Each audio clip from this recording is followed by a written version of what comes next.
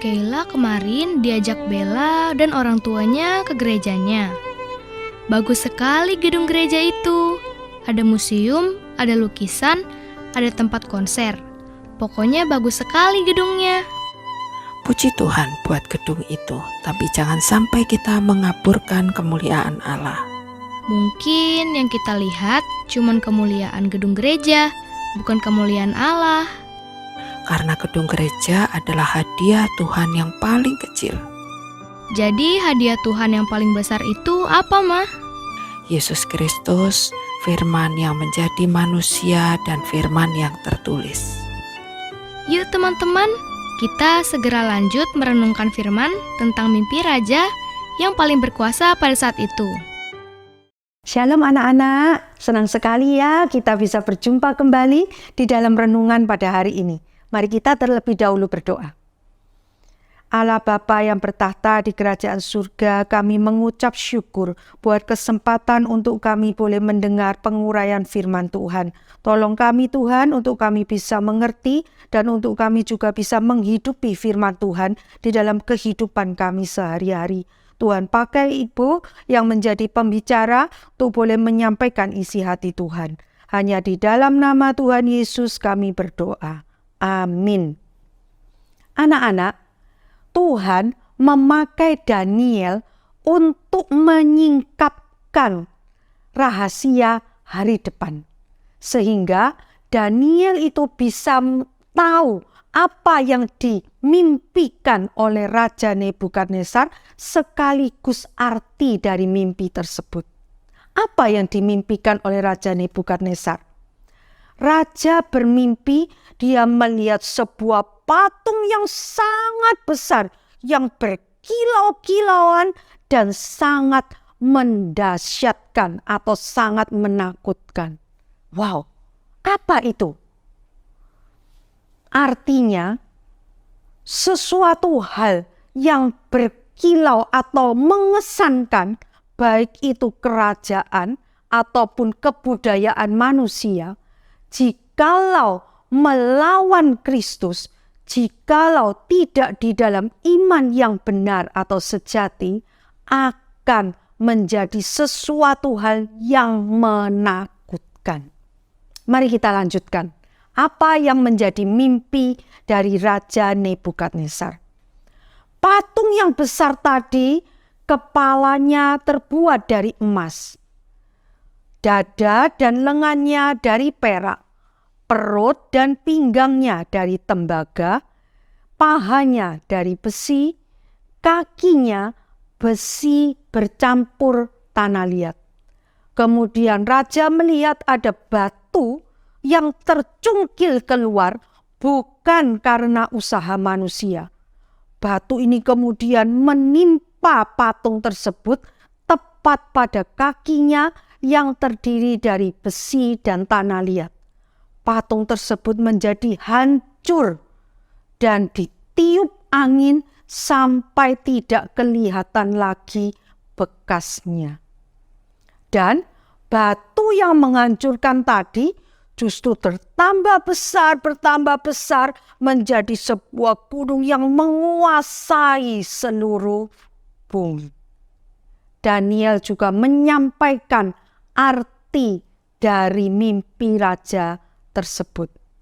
Kepala patung yang dari emas tersebut adalah kerajaan Babel dengan rajanya Raja Nebukadnezar.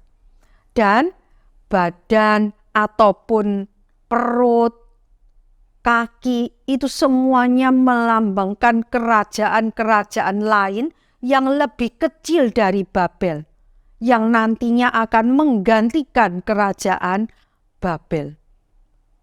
Di dalam zaman raja-raja seperti ini, Allah semesta langit juga sedang mendirikan kerajaannya. Kerajaan yang didirikan oleh Allah ini adalah kerajaan Kristus atau kerajaan Allah. Kerajaan Kristus tidak berasal dari dunia ini dan bukan didirikan atas usaha manusia. Kerajaan Kristus ini tidak akan binasa, tidak akan tergantikan oleh kerajaan-kerajaan yang lain. Dia akan terus ada sampai selama-lamanya. Dan kerajaan Kristus ini sebenarnya sekarang pun sudah memerintah di dunia ini. Tetapi memang kemuliaannya belum tampak penuh. Kemuliaannya baru akan tampak penuh pada saat kedatangan Kristus kembali ke tengah dunia ini. Daniel menutup penafsirannya terhadap mimpi raja ini dengan berkata bahwa Allah yang Maha Besar telah memberitahukan kepada tuanku raja apa yang akan terjadi di kemudian hari. Memang pada saat sebelum raja bermimpi, raja tengah berpikir, apa ya yang akan terjadi dengan kerajaanku di kemudian hari? Akankah kerajaanku bertahan sampai selama-lamanya? Dan mimpi raja tersebut merupakan jawaban dari Tuhan.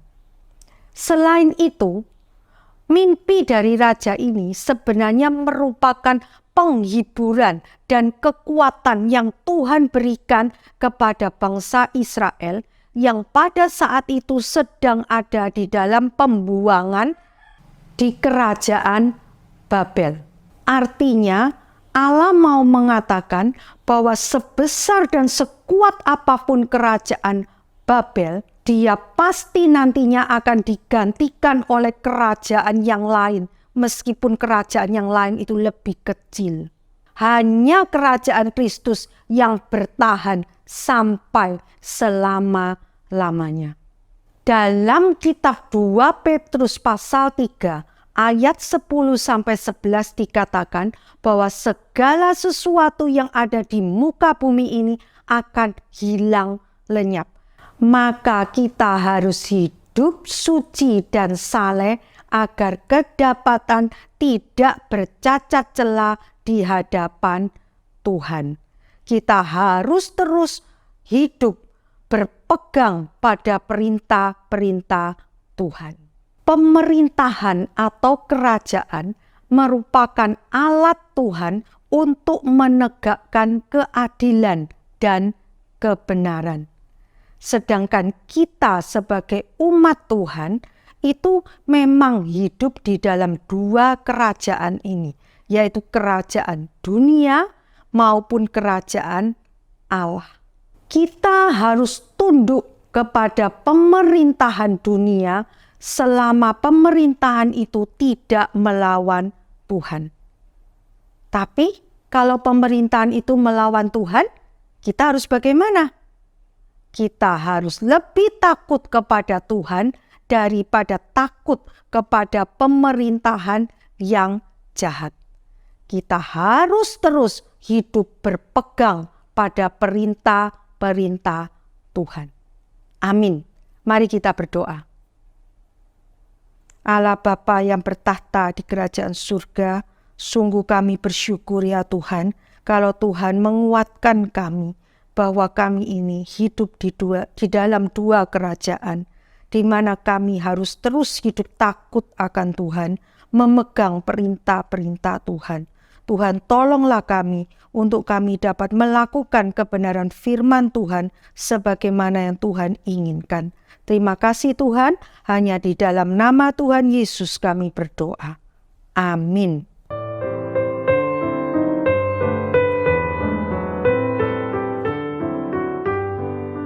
Raja besar itu seperti orang mabuk, sehingga kemampuan untuk lihat kebenaran menjadi lumpuh.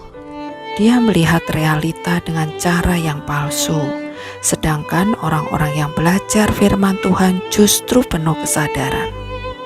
Yap, kita bisa mengenal diri dengan benar dan hati berkobar-kobar untuk Kristus. Untuk dikoreksi firman-Nya yang besok sampai pada kitab Daniel 2 ayat 46-49. Terima kasih sudah bersama Keila. Salam!